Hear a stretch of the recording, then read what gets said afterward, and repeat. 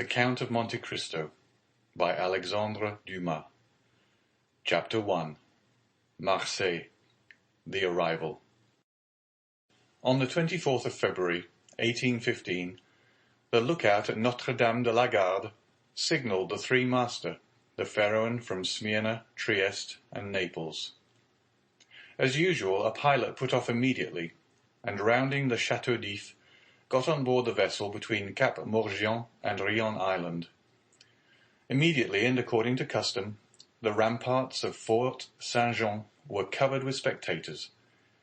It's always an event at Marseille for a ship to come into port, especially when this ship, like the Pharaoh, has been built, rigged, and laden at the old Fosse docks, and belongs to an owner of the city. The ship drew on and had safely passed the strait, which some volcanic shock has made between the Calassaregne and Jarreau Islands, had doubled Pomègue, and approached the harbour under topsails, jib, and spanker, but so slowly and sedately that the idlers, with that instinct which is the forerunner of evil, asked one another what misfortune could have happened on board. However, those experienced in navigation saw plainly that if any accident had occurred, it was not to the vessel herself, for she bore down with all the evidence of being skilfully handled, the anchor a cockbill, the jib-boom guys already eased off, and standing by the side of the pilot, who was steering the Pharaoh towards the narrow entrance of the inner port, was a young man who, with activity and vigilant eye, watched every motion of the ship, and repeated each direction of the pilot. The vague disquietude which prevailed among the spectators had so much affected one of the crowd that he did not wait the arrival of the vessel in harbour, but jumping into a small skiff, desired to be pulled alongside the Pharaoh, which he reached as she rounded into La Réserve basin. When the young man on board saw this person approach, he left his station by the pilot, and, hat in hand, leaned over the ship's bulwarks. He was a fine, tall, slim young fellow of 18 or 20, with black eyes and hair as dark as a raven's wing, and his whole appearance bespoke that calmness and resolution peculiar to men accustomed from their cradle to contend with danger. "Ah, is it you, Dante?" cried the man in the skiff. "What's the matter? And why have you such an air of sadness aboard?" "A great misfortune, Monsieur Morel," replied the young man. "A great misfortune, for me especially. Off Civita Vecchia we lost our brave Captain Leclerc." "And the cargo?" inquired the owner eagerly. "Is all safe, Monsieur Morel, and I think you will be satisfied on that head. But poor Captain Leclerc—" "What happened to him?" asked the owner with an air of considerable resignation. "What happened to the worthy captain?" "He died." "Fell into the sea?" "No, sir, he died of brain fever in dreadful agony." Then turning to the crew, he said, "Bear a hand there, to take in sail." All hands obeyed, and at once the 8 or 10 seamen who composed the crew sprang to their respective stations at the spanker brails and outhaul, topsail sheets and halyards, the jib downhaul and topsail clew-lines and buntlines. The young sailor gave a look to see that his orders were promptly and accurately obeyed, and then turned again to the owner. "And how did this misfortune occur?" inquired the latter, resuming the interrupted conversation. "Alas, sir, in the most unexpected manner. After a long talk with the harbour master, Captain Leclerc left Naples greatly disturbed in mind. In 24 hours he was attacked by a fever and died 3 days afterwards. We performed the usual burial service, and he is at his rest, sewn up in his hammock with a 36-pound shot at his head and his heels, off El Giglio Island. We bring to his widow his sword and cross of honour. It was worthwhile, truly," added the young man with a melancholy smile, "to make war against the English for 10 years, and to die in his bed at last, like everybody else." "Why, you see, Edmond," replied the owner, who appeared more comforted at every moment, "we are all mortal, and the old must make way for the young. If not, why, there would be no promotion. And since you assure me that the cargo is all safe and sound, Miss Morel, take my word for it, and I advise you not to take the 25,000 francs for the profits of the voyage." Then, as they were just passing the round tower, the young man shouted, "Stand by there to lower the topsails and jib. Brail up the spanker." The order was executed as promptly as it would have been on a man of war. "Let go and clew up." At this last command, all the sails were lowered, and the vessel moved almost imperceptibly onwards. "Now, if you will come on board, Monsieur Morel," said Dante, observing the owner's impatience, "here is your supercargo, Monsieur Danglars, coming out of his cabin, who will furnish you with every particular. As for me, I must look after the anchoring, and dress the ship in mourning." The owner did not wait for a second invitation. He seized a rope which Dante flung to him, and with an activity that would have done credit to a sailor, climbed up the side of the ship, while the young man, going to his task, left the conversation to Danglars, who now came towards the owner.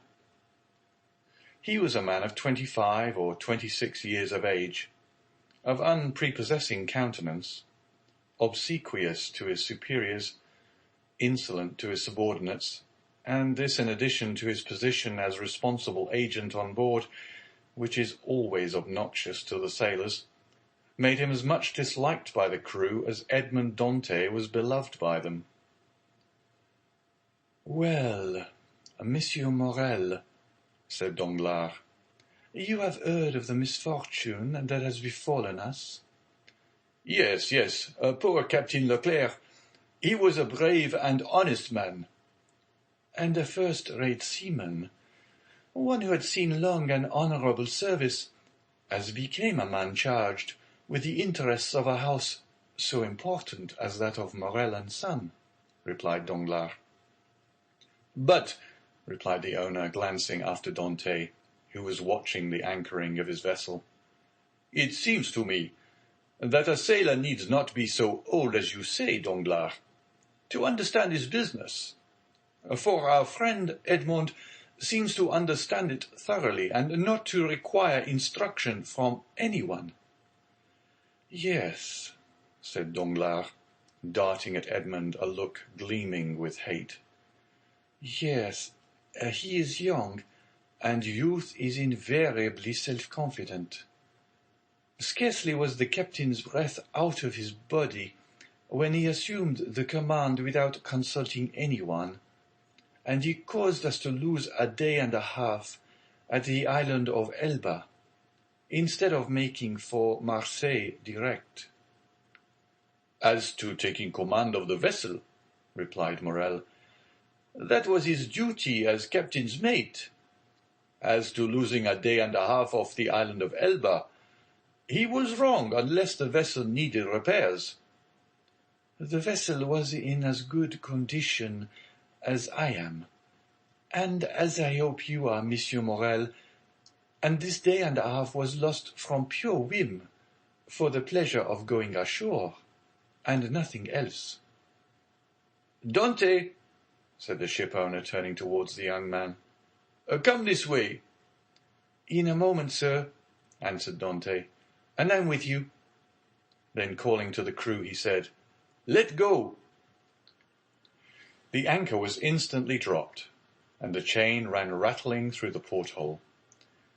Dante continued at his post in spite of the presence of the pilot, until this manoeuvre was completed, and then he added, "Half-mast the colours, and square the yards." "You see," said Danglars, "he fancies himself captain already, upon my word." "And so in fact he is," said the owner. "Except your signature and your partner's, Monsieur Morel." "And why should he not have this?" asked the owner. "He is young, it is true, but he seems to me a thorough seaman, and of full experience." A cloud passed over Danglars' brow. "Your pardon, Monsieur Morel," said Dante, approaching. "The vessel now rides at anchor, and I am at your service. You hailed me, I think." Danglars retreated a step or two. "I wish to inquire why you stopped at the island of Elba." "I do not know, sir.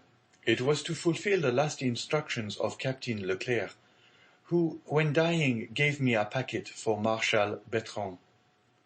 "Then did you see him, Edmond?" "Who?"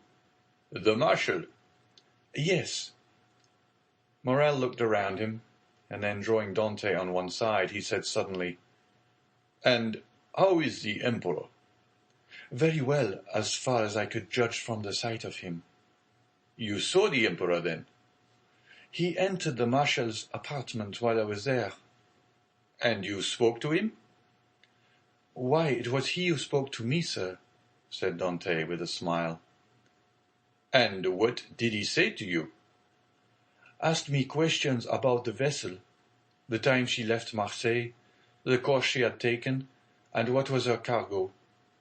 I believe if she had not been laden, and I had been her master, he would have brought her, but I told him I was only mate, and that she belonged to the firm of Morel and Son." "Ah, yes," he said, "I know them.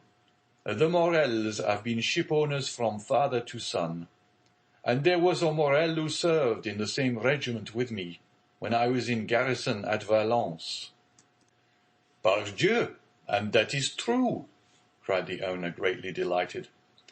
"And that was Policar Morel, my uncle, who was afterwards a captain. Dante, you must tell my uncle that the Emperor remembered him, and you will see it will bring tears into the old soldier's eyes. Come, come," continued he, patting Edmond's shoulder kindly. "You did very right, Dante, to follow Captain Leclerc's instructions and touch at Elba. Although, if it were known that you had conveyed a packet to the Marshal, and had conversed with the Emperor, it might bring you into trouble." "How could that bring me into trouble, sir?" asked Dante. "For I did not even know of what I was the bearer, and the Emperor merely made such inquiries as he would of the first comer. But pardon me, here are the health officers and the customs inspectors coming alongside." And the young man went to the gangway. As he departed, Danglars approached and said, "Well, it appears that he has given you satisfactory reasons for his landing at Porto Ferraio." "Yes, most satisfactory, my dear Danglars." "Well, so much the better," said the supercargo, "for it is not pleasant to think that a comrade has not done his duty." "Dante has done his," replied the owner, "and that is not saying much. It was Captain Leclerc who gave orders for this delay."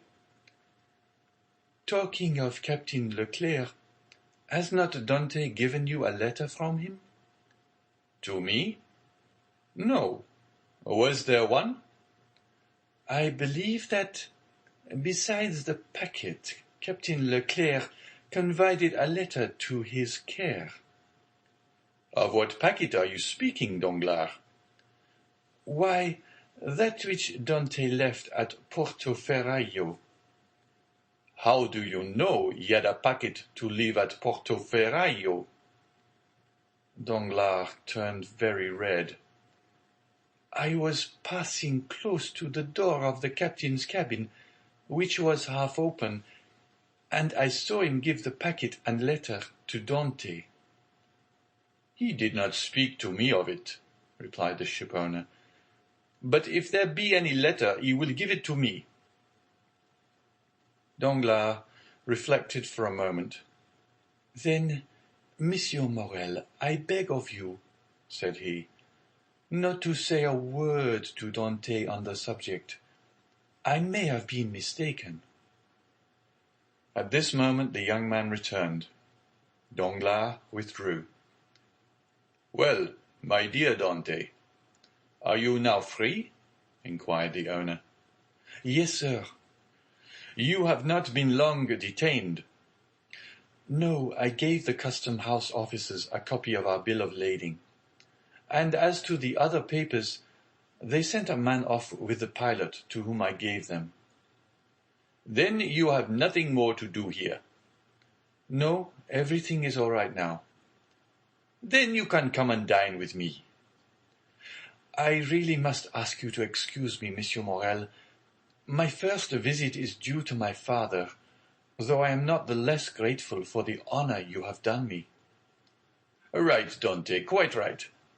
I always knew you were a good son. And, inquired Dante with some hesitation, do you know how my father is? Well, I believe, my dear Edmond, though I have not seen him lately. Yes, he likes to keep himself shut up in his little room. That proves, at least, that he was wanted for nothing during your absence. Dante smiled. My father is proud, sir, and if he had not a meal left, I doubt if he would have asked anything from anyone, except from heaven. Well then, after this first visit has been made, we shall count on you. I must again excuse myself, Monsieur Morel, for after this first visit has been paid, I have another which I am most anxious to pay. True, Dante. I forgot. There was at the Catalans someone who expects you no less impatiently than your father, the lovely Mercedes. Dante blushed. Aha, said the shipowner. I am not in the least surprised, for she has been to me 3 times, inquiring if there were any news of the Pharaoh. Peste, Edmond, you have a very handsome mistress. She is not my mistress, replied the young sailor gravely. She is my betrothed. Sometimes the one and the same thing, said Morel with a smile. Not with us, sir, replied Dante. Well, well, my dear Edmond, continued the owner, don't let me detain you. You have managed my affairs so well that I ought to allow you all the time you require for your own. Do you want any money? No, sir, I have all my pay to take, nearly 3 months' wages. You are a careful fellow, Edmond. Say I have a poor father, sir. Yes, yes, I know how good a son you are. So now hasten away to see your father. I have a son too, and I shall be very wroth with those who detained him from me after 3 months' voyage. Then I have your leave, sir? Yes, if you have nothing more to say to me. Nothing. Captain Leclerc did not, before he died, give you a letter from me? He was unable to write, sir, but that reminds me that I must ask your leave of absence for some days. To get married? Yes, first, and then go to Paris. Very good. Have what time you require, Dante. It will take quite 6 weeks to unload the cargo, and we cannot get you ready for sea until 3 months after that. Only be back in 3 months. For the fair one, added the owner, patting the young sailor on the back, cannot sail without her captain. Without her captain? Cried Dante, his eyes sparkling with animation. Pray mind what you say, for you are touching on the most secret wishes of my heart. Is it really your intention to make me captain of the Pharaoh? If I were sole owner, we'd shake hands on it now, my dear Dante, and call it settled. But I have a partner, and you know the Italian proverb, chi ha compagno ha padrone. He who has a partner has a master. But the thing is at least half done, as you have 1 out of 2 votes. Rely on me to procure the other. I will do my best. Ah, Monsieur Morel, exclaimed the young seaman, with tears in his eyes, and grasping the owner's hand. Monsieur Morel, I thank you in the name of my father and of Mercedes." "That's all right, Edmond. There's a providence that watches over the deserving. Go to your father. Go and see Mercedes, and afterwards come to me." "Shall I row you ashore?" "No, thank you. I shall remain and look over the accounts with Danglars. Have you been satisfied with him this voyage?" "That is according to the sense you attach to the question, sir. Do you mean, is he a good comrade? No, for I think he never liked me since the day when I was silly enough, after a little quarrel, we had to propose to him to stop for 10 minutes at the island of Monte Cristo to settle the dispute, a proposition which I was wrong to suggest, and he quite right to refuse. If you mean as responsible agent, when you ask me the question, I believe there is nothing to say against him, and that you would be content with the way in which he has performed his duty." "But tell me, Dante, if you had command of the Pharaoh, should you be glad to see Danglars remain?" "Captain or mate, Monsieur Morel, I shall always have the greatest respect for those who possess the owner's confidence." That's right, Dante. I see you are a thoroughly good fellow, and will detain you no longer. Go, for I see how impatient you are." "Then I have leave?" "Go, I tell you." "May I have the use of your skiff?" "Certainly."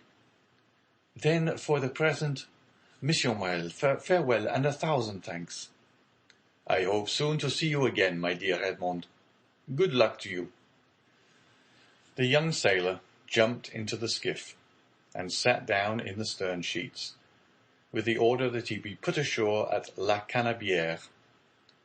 The two oarsmen bent to their work, and the little boat glided away as rapidly as possible in the midst of the 1,000 vessels which choke up the narrow way which leads between the two rows of ships from the mouth of the harbour to the Quai d'Orléans.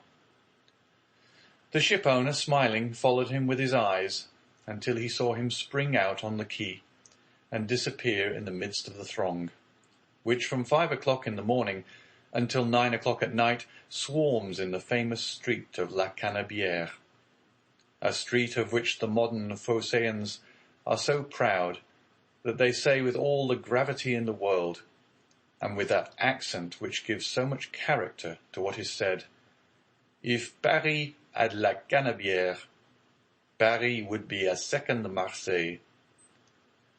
On turning round, the owner saw Danglars behind him, apparently awaiting orders, but in reality also watching the young sailor.